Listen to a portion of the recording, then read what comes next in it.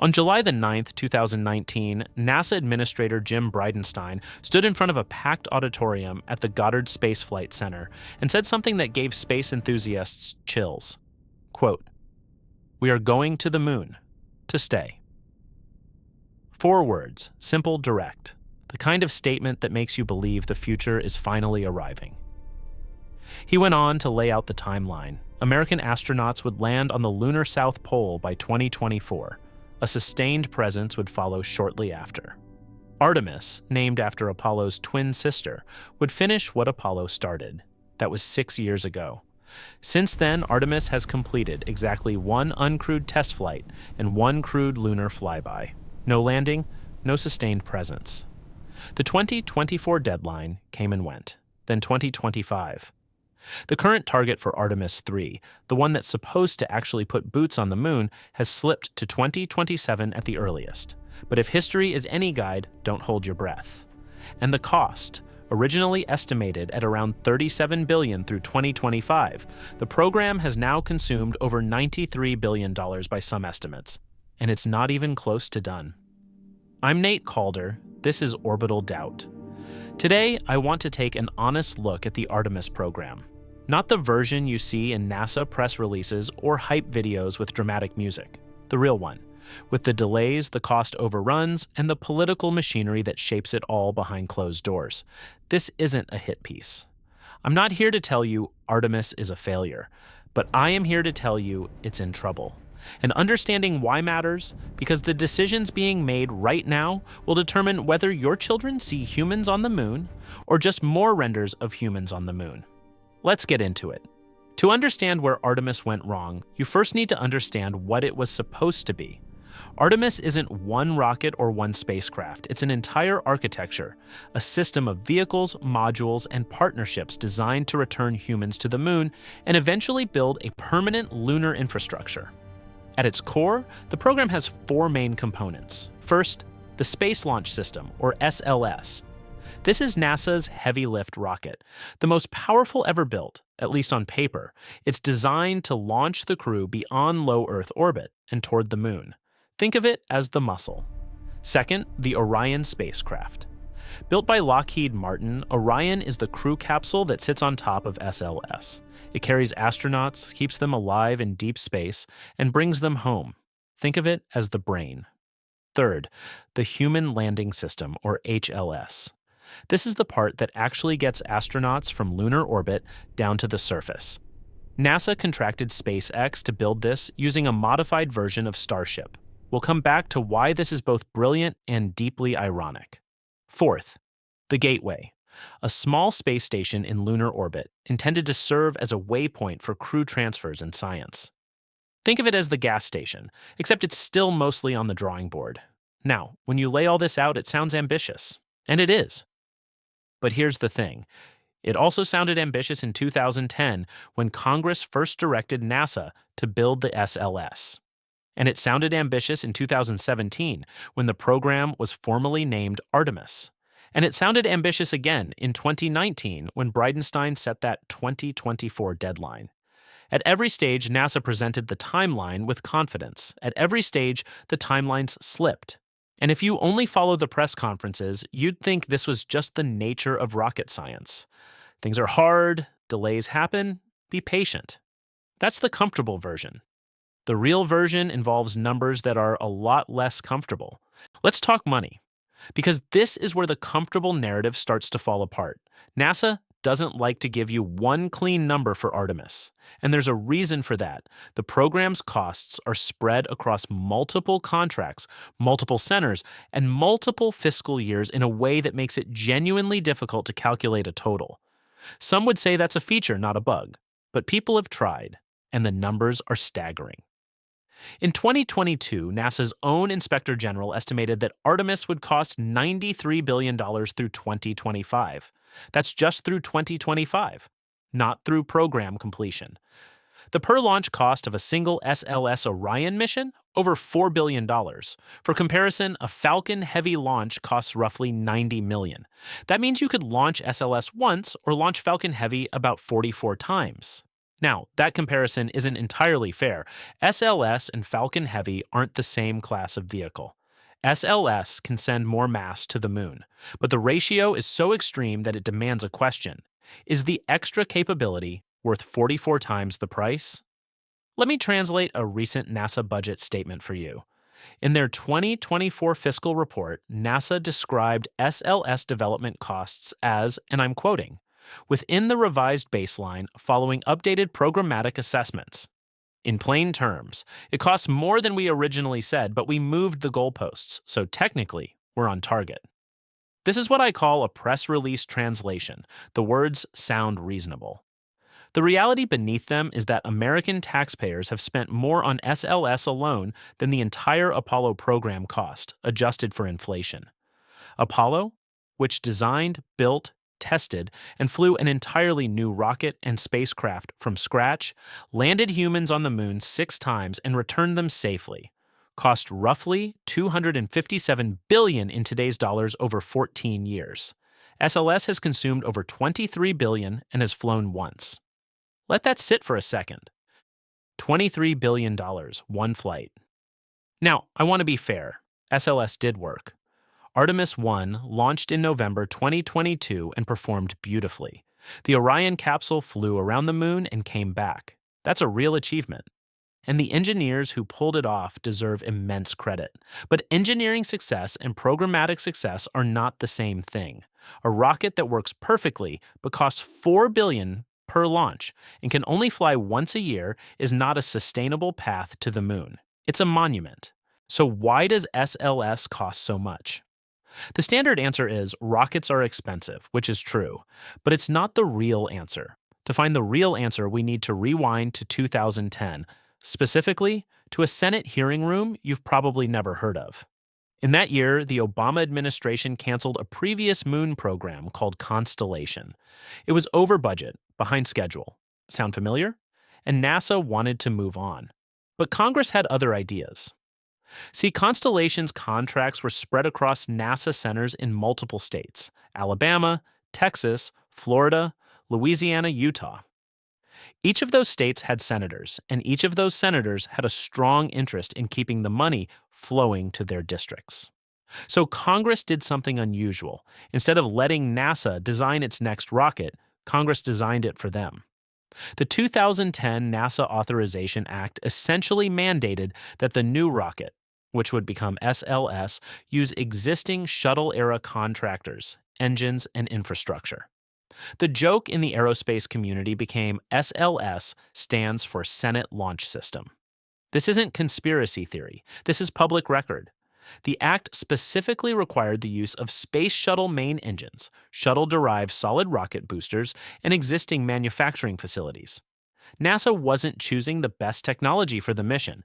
It was choosing the technology that kept the right jobs in the right states. And this is the systemic problem at the heart of Artemis. The architecture isn't optimized for getting to the moon.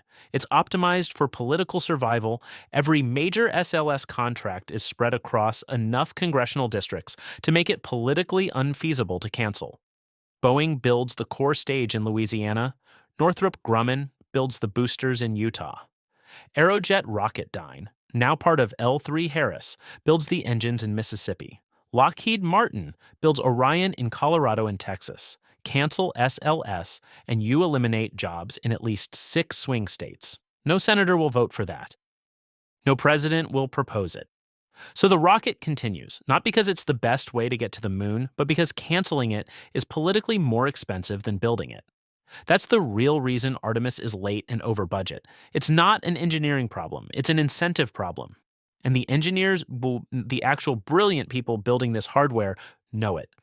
Talk to anyone who works on SLS off the record, and you'll hear the same frustration. They can build an incredible machine. They just can't do it on a rational budget when the architecture is dictated by zip codes instead of physics.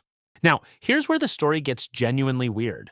In 2021, NASA awarded SpaceX a contract to build the Human Landing System, the vehicle that will actually carry astronauts from lunar orbit to the surface.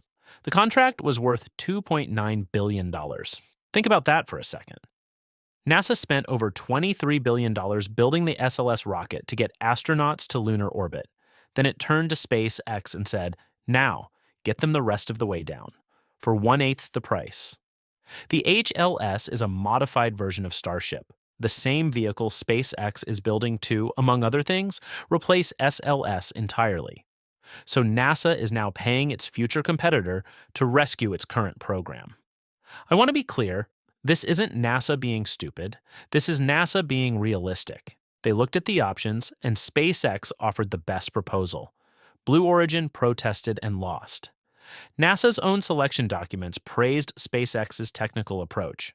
But the irony is thick enough to cut with a knife. The entire justification for SLS was that NASA needed its own rocket. Independent, government-owned, not reliant on any single commercial provider, and now the program literally cannot land on the moon without SpaceX. Here's the other problem. Starship HLS requires orbital refueling. Before astronauts can use it to descend to the lunar surface, SpaceX needs to launch multiple tanker missions to fill it with propellant in orbit. This has never been done at this scale. It's not just hard, it's an entirely new capability that doesn't exist yet. If Starship refueling doesn't work, Artemis 3 doesn't work. Full stop. So let me just lay out what has to go right for the first Artemis landing to happen. SLS has to launch on time. Orion has to work in deep space. Again, Starship HLS has to be ready, which means the Starship program itself has to mature dramatically. Orbital refueling has to work, and all of these pieces have to come together within the same launch window. Each one of those is a significant technical challenge. Together, they form a chain where a single broken link stops everything. And right now, at least 2 of those links have never been tested in actual mission conditions. In fairness, NASA knows this. The agency's leadership isn't pretending these risks don't exist, but there's a difference between acknowledging risk in a technical review and communicating it honestly to the public and to Congress. And that gap between what NASA knows internally and what it says externally is where the comfortable lies live. All right, this is the part where I stop reporting and start editorializing. Fair warning. I've spent months looking at this program from every angle: budget documents, GAO reports, congressional testimony, off-the-record conversations, and I keep arriving at the same conclusion. Artemis, as currently structured, is not designed to succeed. It's designed to continue. Those are 2 very different things. A program designed to succeed would optimize for cost, speed, and sustainability. It would choose hardware based on performance, not politics. It would set realistic timelines and hold itself accountable when it missed them. A program designed to continue does the opposite. It spreads contracts across enough districts to survive any budget fight. It sets aspirational timelines that it knows it won't meet, because admitting the real timeline would invite cancellation. And it redefines success just enough to always technically be on track. So what needs to change? Here's where I land. 1, decouple the crew vehicle from the launch vehicle. Orion works, SLS works, but tying them together means every mission costs $4 billion and takes over a year to prepare. If Orion could fly on a commercial rocket, even with some modifications, the launch cadence alone would transform the program. 2, accelerate the commercial transition. NASA already did this brilliantly with commercial crew. SpaceX and Boeing now ferry astronauts to the ISS at a fraction of what shuttle cost. Apply the same model to lunar access. Let industry compete. 3, be honest about the timeline. If Artemis 3 won't land until 2028 or 2029, say so. The public can handle the truth. What it can't handle, and shouldn't have to, is being told next year every year for a decade. Let me do a quick scorecard. 5 core promises of Artemis. Boots on the moon by 2024. Missed. Slipped by at least 3 years, likely more. Sustainable lunar presence by late 2020s. No hardware for this exists yet. Gateway operational for crew support, still in development, first module not launched. Cost-effective deep space access, over $4 billion per launch. You decide, inspire the next generation. This one, actually, yes, Artemis. 1 generated real excitement. Artemis 2's flyby put astronauts around the moon for the first time in over 50 years. There is something here. Score, 1 out of 5. maybe 1.5 if you're generous. Here's what I keep coming back to. Somewhere in Huntsville, Alabama, an engineer is running stress tests on a weld joint for the SLS core stage. In Hawthorne, California, another engineer is solving a thermal problem on Starship's heat shield. In Houston, a flight controller is rehearsing procedures for a lunar orbit insertion that won't happen for another 2 years. These people are not the problem. They are, and I mean this sincerely, some of the most talented humans alive. They are building machines to cross 250,000 miles of vacuum and land on another world.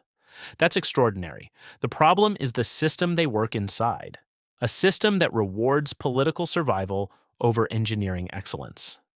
That chooses contractors by geography instead of capability. That tells the public one story while the internal memos tell another. Artemis can still work. The hardware is real. The talent is real, but the program needs the one thing it's never been given: an honest plan built on honest timelines with honest costs.